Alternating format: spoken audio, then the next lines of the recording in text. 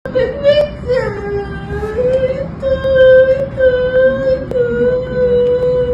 kita. Oh, yang jejak backpacker itu ya? Yang ngasih suara yang jejak backpacker Melmel itu. Namanya bukan Melmel. Siapa namanya? Nggak tahu, tapi itu. Bilang kan yang kena. Oh, dia ikut-ikutan juga salah satunya. Iya. Oh, gitu. Lagi itu suaranya. Minta keterangan ke dia. Itu beda pasti. Dia berbelit-belit, dia yang ngelakuin. Dia ngapain Pina? Dia ngapain Pina? Ikut pukulin, ikut berkata. Oh, gitu. Bohong ya kak dia kerasukan. Ya makanya enggak ya karena keluarganya pun seseorang kalau belum pernah ngerasain hal gaib mereka nggak akan pernah. Nah berdasarkan kata Kak kalau Linda itu benar-benar kesurupan atau kesurupan ya beda lah ya kesurupan dan kesurupan. Jadi kalau kesurupan itu betul gak sadar yang kita apa kontrol kendali sama diri kita. Kalau kesurupan itu kita masih sadar tapi kayaknya mulut kita kunci gitu loh, kayak yang ngomong tuh perasaan dan lain-lainnya kita tuh ngerasain kayak mediasi lagi lah dari arwah atau bukan arwah ya, jin korin yang merasuki yang ada di sekitar kita atau yang mau menyampaikan untuk penyambung lidah gitu. Jadi betul Linda itu masuknya ke kategori yang kesurupan ya. Jadi bukan bohong, nggak bohong ya. Nah itu mau terlibat atau enggak ya, kita itu kan istilahnya pikiran ya, pikiran kosong yang gampang dirasuki atau kesurupan itu ya, pikiran kosong, kurang tidur dan lain-lain lah ya, intinya lagi kalut gitu kan, jadi dirasuki ya. Jadi bagi yang nggak percaya ya terserah ya kan, tapi ada di dua kubu, percaya atau enggak. Orang-orang kalau bersinggungan sama hal gaib sering gitu ya, bersinggungan sama hal gaib ya udah pasti itu dari kacamata anak indigo atau orang yang sensitif lah ya kasarnya, itu betul ya. Nah kenapa bisa bilang kayak gini ya kan, karena kalau aku sendiri keluarganya memang bersinggungan sama hal gaib itu sering ya. Pernah satu momen yang menggigitkan, bukan momen sih tapi tragis juga sih kejadian saat almarhum itu yang meninggal, ibu itu atau tante ya, itu fix dibuat jadi tumbal kesulitan ya, itu suaminya gitu kan. Nah nenek gue tuh kerasukan ya, nggak sadar, nggak kontrol, udah loncat kayak harimau pokoknya ya, melewati beberapa rumah ya, tidak di waktu pemakaman tidak selesai pemakaman di aku itu ya.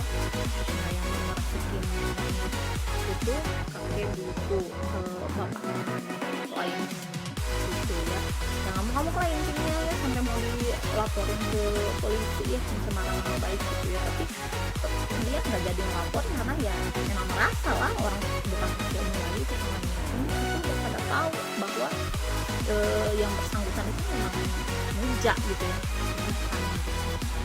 Pokoknya intinya panjang nanti lah gue kalau ada apa ya, kalau mau lah coba angkat.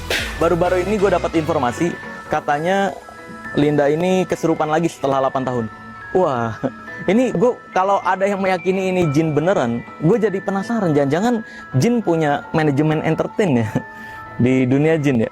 Jadi ketika ada film yang lagi tayang, kerja no, itu buat promosi film tuh gitu. Gila, setelah 8 tahun baru kesurupan lagi loh.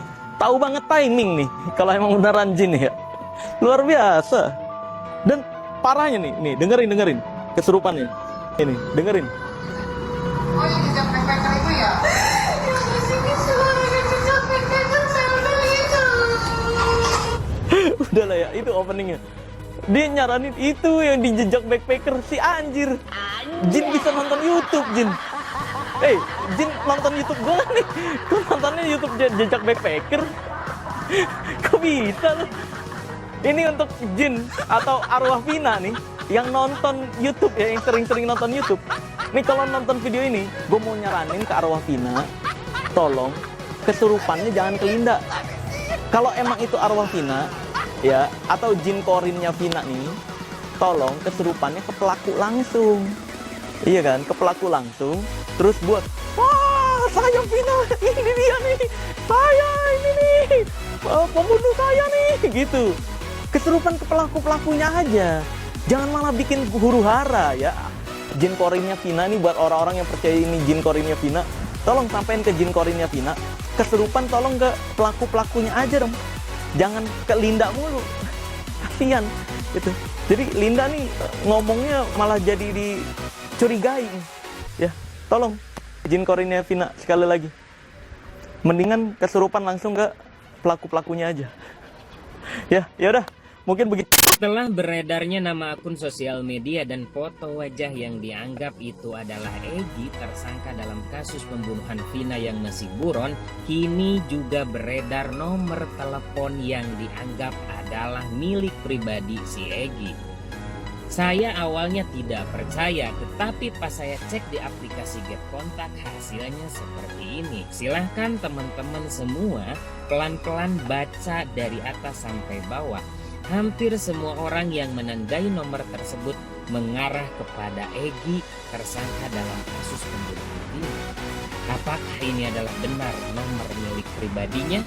Silahkan teman-teman nilai sendiri.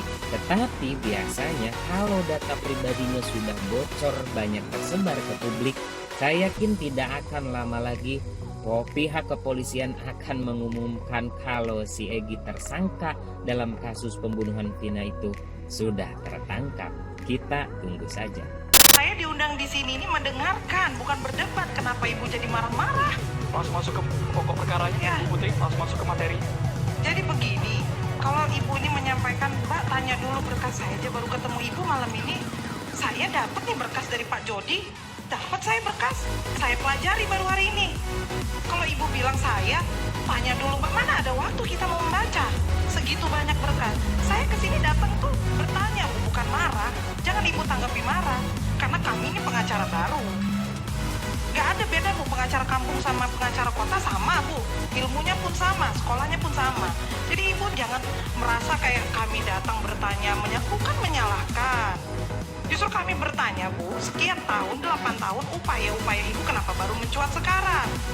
Kami juga mencari berita-berita di 2016, tidak ada berita ibu kami lihat. Adanya berita lain, berita pembunuhan. Begitu. Jadi kita jangan ngebahas kalau saya pengacara kampung, itu bukan konteks permasalahannya. Kita ini bahas ada statement dari klien ibu yang menyatakan dia tidak bersalah. 8 tahun dia menutupi ini, itu konteksnya Bu. Tapi berkas-berkas Ibu Putri juga sudah pelajari, sudah baca secara seksama. Saya di sini justru membaca Mas. Di sini ada, saya membandingkan dari berkas BAP ini dengan hasil otopsi, itu hampir sama. Sementara BAP dulu baru keluar otopsi. Bagaimana saya bisa percaya perkataan dia sebagai mantan narapidana adik ini? Saya tidak menyalahkan dia, maksud saya kami ini bertanya karena kami juga mempelajari ini berkas.